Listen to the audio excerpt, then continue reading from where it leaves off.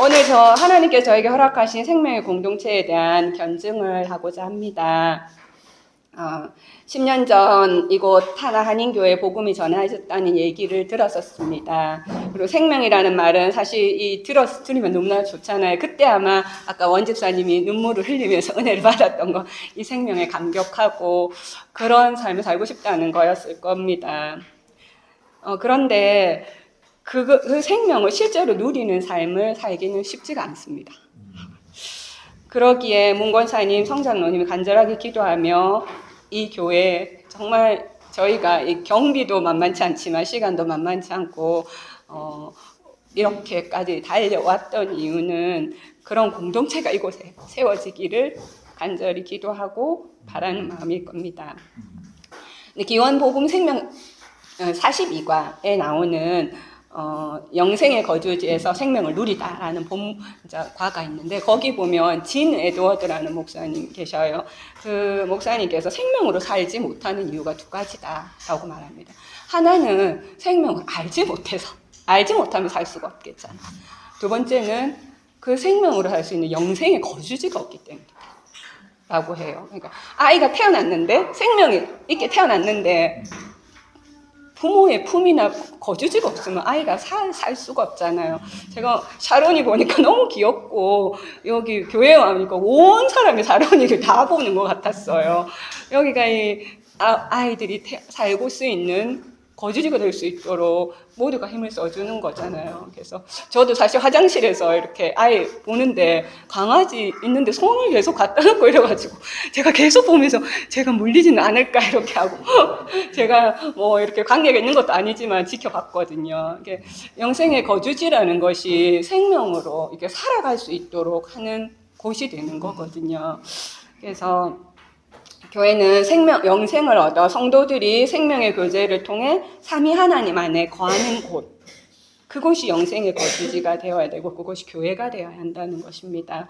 173회라는 이번이 173회 복음생명 캠프라고 했는데 문봉 권사님처럼 이렇게 모든 사람이 생명의 교제를 하고 하면 너무나 벌써 그죠? 한국교회가 다 뒤집어졌을 거 아니에요. 그런데도 15년 이렇게 173회까지 했었지만 이 생명으로 살아가는 사람들이 또 그렇게 많지는 않습니다. 그런 이유가 이런 영생의 거주지를 만들어 놓고 그 안에서 이렇게 살아가게 하는 곳을 만드는 것이 필요했는데 그걸 다 하지 못해서 그런 거라고 생각하고요. 저희 교회는 10년 전 남편이 이 하나님의 음성을 듣고 개척하면서 이 복음을 알게 되었었고 아파트에서 10개월을 보내고 교회 건물에 들어가게 되면서 정식으로 이름으로 무엇을 지을까 고민을 하게 됐었어요. 그 끝에 글로벌 비전 교회라는 이름을 지었습니다. 아까 어제 설교를 거의 대부분 들으셨기 때문에 성도 3명으로 시작했는데 글로벌 비전 교회라니요, 그죠? 너무 거창하잖아요. 그래서 사실 이제 그 전에 여러 이름을 공모했었거든요. 여기는 이제 안타나나리보라는 지역 이름을 따서 교회를 이름을 정했잖아요. 저희 교회는 마산 내서에 살고 있거든요. 내서라는 곳에 있거든요.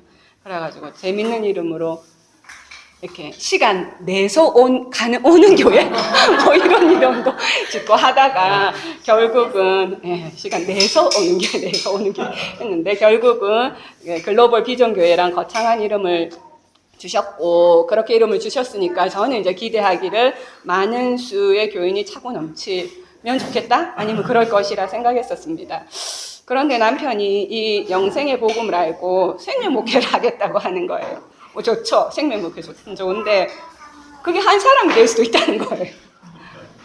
생명 목회를 전하다가 떨어져 나가는 사람이 있다 하더라도 본질만을 증거하겠다고 얘기를 하더라고요. 그래서 그럴 수 있겠지 하고 사실 저는 남편이 늘 그런 복음을 전하는 거에 대해서 주일마다 기쁘고 감사하게 듣기는 했어요. 근데 이제 그게 무슨 말인지 몰랐기도 하고 그럼에도 불구하고 많은 사람이 오면 좋겠다 늘 생각을 하죠. 근데 이제 남편을 따라 복음생명 캠프 가보자 해서 제가 참석을 했었고 복음을 말씀을 들었는데 거의 알아들을 수가 없었습니다. 그래서 이제 이번 캠프 여러분이 느끼셨을 마음을 충분히 이해하고, 그리고 이곳에서 이 말씀이 너무 은혜가 됐고 이해가 됐다 하시는 분 진짜 대단하신 분이시고 하나님의 은혜가 이렇게 넘치게 부어주시는 분이에요. 그리고 이제 그런데 그렇게 이제 교회를 개척하고 생명의 길을 삶을 뭐 이렇게 살자고 권하지만 그 길이 이제 어려워서 아니면 함께 할 수 없어서 떠난 성도들이 있기도 했었어요. 이게 한꺼번에 사실 11명의 성도가 이렇게 나간 적이 있었거든요. 교회를 빠져나가 너무 깊은 절망에 빠져가지고 막 매일 가슴이 두근거리고 나를 잘해주셨던 그 권사님 막 생각이 막 이런 이제 시간들을 보내면서 그 이제 복음생명 캠프에서 들었던 장사복음이 제 안에 찾아왔어요. 그래서 무덤이잖아요. 광야잖아요. 주님도 그 무덤에 가셨고 광야에 가셨고 또 그런 무덤과 광야에서 하나님께서 나와 함께 하시는 거예요. 나를 그곳으로 일부러 부르셨다는 거예요. 그게 이게 장사복음인데 제가 아는 사모님이 이제 제가 만났는데 자기 성도들의 이 상황들이 해결되지 않는 거예요. 너무 고통스러워 하더라고요. 그래서 일반적으로 사모님도 다 그렇죠. 성도들의 문제를 늘 기도하고 있는데 홈플러스가 사실 망해가고 있는 것 때문에 자기 성도 중에 이불집 하는 그 홈플러스 성도를 찾아가야 된다. 내가 기도해줘야 된다. 너무 마음이 안타깝다면서 이런 얘기들을 하시기도 하셨고 그런 속에서 저는 너무 감사했어요. 이 장사복음이라는 것이 뭔지 제가 좀 눈물이 많습니다. 장사복음이라는 것이 무엇인지 깨닫게 하셔서 저희 성도들에게 왜 무덤이 없겠습니까? 그런데 하나님께서 그런 환난과 공고함, 고통, 고난을 주신 것은 그곳에서 하나님 만나라는 거였어요. 그 복음이 되더라고요. 아, 맞다. 내가 하나님 만나서 상황을 해결하기 위한 하나님, 그 세상 종교랑 다를 바가 없잖아요. 우리 하나님께서 나를 만나시는 게 그게 내가 하나님을 찾고 하나님을 알아가는 게 목적인데 내 안에 그런 목적이 없다면 이런 상황이 나를 지배해버리고 넘어뜨릴 텐데 이 생명은 흔들리지 않는 거예요. 그러니까 생명은 언제든지 있는 거고 우리가 언제든지 찾으면 찾을 수 있는 그런 길이더라고요. 어떤 상황과 상관없이. 그래서 복음을 통해서 그것을 알게 되고 저희 성도들도 동일하게 그런 광야에서 담담하게 일어서는 것들을 보면서 목회 안에 기쁨이 있구나. 주일마다 교회가 지난 어제 말했듯이 월요일이 기뻤다고 했지만 저희는 이제는 주일날 가서 성도들을 만나며 함께 하나님을 한 주간 알아갔던 말씀을 교제했던 하나님을 나누고 하는 것들이 기뻐서 주일을 기다리고 기대하게 되거든요.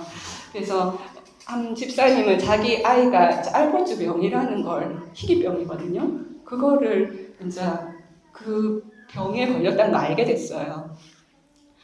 근데 그 주에 와서 고백하는데 그런데 제가 고통스럽지 않고 하나님이 나를 다루실 것을 보면서 제 마음에 이상한 기쁨이 찾아온다고 얘기를 하더라고요. 그래서 이런 고백이 어떻게 나올 수 있을까 하는 생각을 하면서 이 장사복음의 힘을 경험하게 됐고 물론 나중엔 조금 더 약한 병이긴 하지만 어쨌든 평생 달고 가야 하는 병이라는 것을 알고도 지금 하는 말씀 안에서 살아가고 있고 또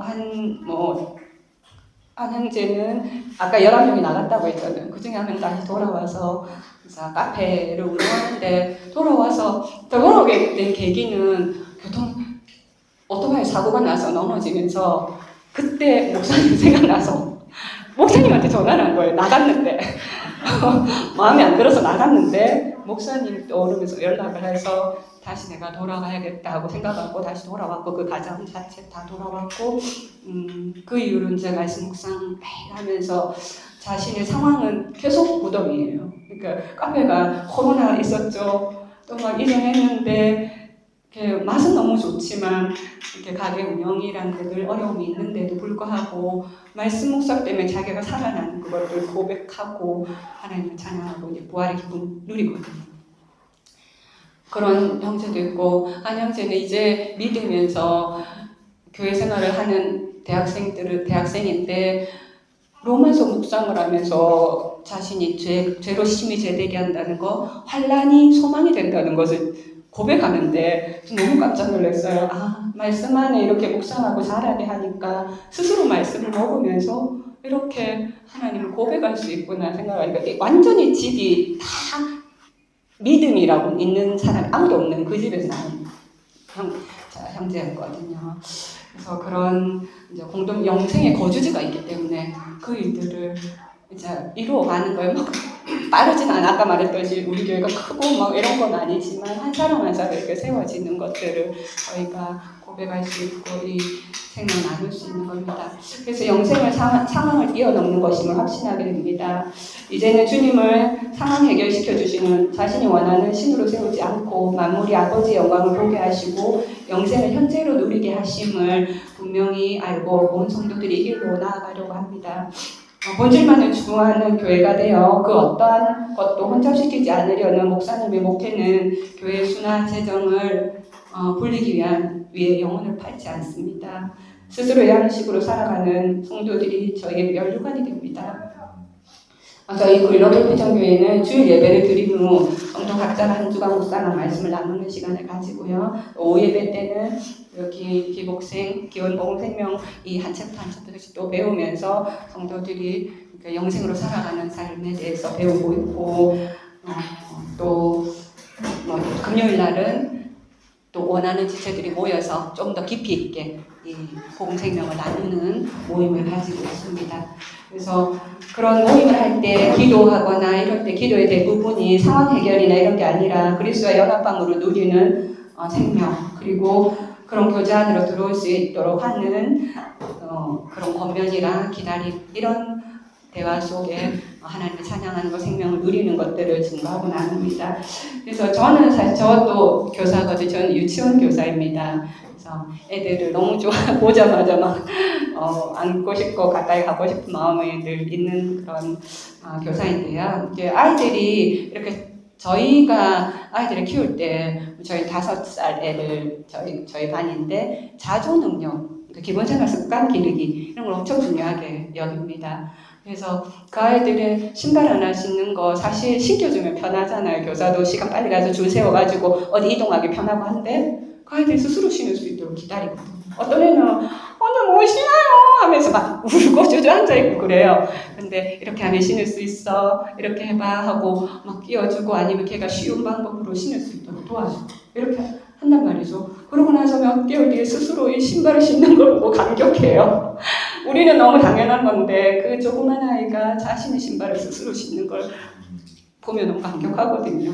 그래서 교회가 이렇게 세워지는 건 주일에 한 번 목사님이 주신 말씀을 그냥 먹고 끝내는 일주일 동안 그냥 자기 삶을 사는 게 아니라 자기 스스로가 하나님의 말씀으로 양식 삼아서 살 수 있고 생명이 자랄 수 있고 하는 그런 거라는 거죠. 그래서 그것이 가능할 수 있도록 하는 영생 거주지입니다. 사실은 한 번만에 되는 게 아니잖아요. 또 해보다가 넘어지더라도 또 누군가는 저희가 단톡 여기 대구에서도 단톡방을 해서 말씀 묵상서 올리고 28명 중에 뭐 7명 올리고 저희도 저희 교회 성도들이 단톡방이 있고 말씀을 올리고 어떤 성도들은 뭐 매일 올리기도 하고 어떤 성도들은 뭐 일주일에 2-3번 올리기도 하지만 서로의 묵상을 통해서 또 자신의 넘어짐을 다시 일으켜가고 하나님 안에 자신 돌아보고 또 기뻐하기도 하고 그런 이제 교제를 하고 영생 거주지로 만들어가고 있거든요. 그래서 하나님은 우리 각자가 아버지 앞으로 직접 나올 수 있는 제사장이 되게 하셨습니다. 분명하죠, 말씀이. 저희 교회는 이렇게 한 주간 주보에 실린 본문을 가지고 하나님과 교제하고 목사님은 이제 본문 주예를 신학적 근거로 주예를 해주고 목사는 새벽에 단톡방으로 올려줍니다. 이를 통해서 성경을 성도들이 자의적으로 해석하지 않고 복음의 근거에서 아까 문골사님 말했던 것처럼 예수 그리스도와 그 4가지 복음의 근거해서 주예를 하고 복음과 연합하여 영생을 누립니다. 그렇게 교회 이름처럼 저희는 세상을 향해 하나님의 큰 일을 감당하는 교회가 되고자 합니다. 공동체가 되고자 합니다. 얼마 전에 요르단 선교사님이 저희 교회를 보고 이름 그대로 글로벌한 기적 교회가 되었다고 했어요. 왜냐하면 서 목사님이 말씀 묵상 캠프를 프랑스, 요르단, 멕시코, 일본, 차드, 마다 등 세계 각지에서 복음을 전하시는데 저희 교회를 알리신다. 이렇게 한국에 생명의 공동체를 이룬 교회가 있다. 이 교회도 할 수 있다. 이렇게 증거한다고 하더라고요. 글로벌하죠. 네, 그래서 수가 중요한 것이 아니라 그곳에 본질, 하나님께서 원하시는 그 본질이 담겨 있느냐라는 것들이 중요하다는 것입니다. 그래서 이 영생의 거주지를 만드는 이 약속을 받은 자는 누구나 이 생명으로 살아갈 수 있습니다. 그래서 하나님의 창조 목적인 아들의 생명으로 사는 길이기 때문에 자녀에게 모두 열린 길입니다. 어떻게 보면은 특별한 프로그램이나 어떤 방식이 있는 게 아니기 때문에 더 쉬울 수도 있습니다. 그런데 마다 한인교회도 누구나 할 수 있는데 이게 지은미션 송구에도 사실 흩어져가지고 아까 카페가 있어서 그곳에서 말씀을 이제 서목사님 올리시고 그 말씀도 단톡에 같이 올리시고 하면서 말씀 교제를 나누잖아요. 네, 저희 교회도 블로그로 8년간 목사님이 성경의 전체를 나누어서 매일 이렇게 했더니 8년 동안 정권을 다 했다고 하더라고요. 그렇게 매일 묵상을 했었고 정권이 이제 올라가 있고 저희도 이제 지금 또 이제 새롭게 계속 두 번째 하는 로마서 지금 묵상 중이거든요. 그렇게 하고 있고 이렇게 서로가 넘어져도 이런 묵상을 통해서 일어날 수 있는 힘이 있습니다. 네. 근데 이게 아까 어려운 이유가 뭘까요? 이게 아까 말했던 영생의 거주지 없기 때문이기도 하지만 말씀이 이건 좁은 길이고 힘든 길이라고 말하는 거예요. 마태복음 7장 14절에 생명으로 인도하는 문은 좁고 협착해서 그리로 그것을 찾는 자가 없다고 했어요. 생명 좋구나. 이 생명 내가 얻어야지 할 수는 있는데 그 생명까지 인도되어서 계속 가는 길은 조금 협착하다는 거예요. 그래서 여러분이 그 영생의 거주지를 만들어가는 일에 때로는 힘들 수도 있고 할 수도 있겠지만 이게 원래 조금 협착한 길이구나. 넓은 많은 사람들이 떠났어요. 물론 개인적으로 정말 중요한 일로 떠나신 분들 많이 있을 거라고 생각은 하지만 넓은 길로 가신 분도 있지만 여기 지금 3일 동안 대부분이 남으셔서 하신 분은 진짜 좁고 협착한 길을 가리라 결단한 분으로 저희가 생각하면서 이곳마다 한인교회에 반드시 이런 영생의 거주지가 세워져서 교회가 생명으로 살 수 있고 생명으로만 이렇게 세워질 수 있다는 것을 세계 곳곳에 보여주셨으면 좋겠습니다.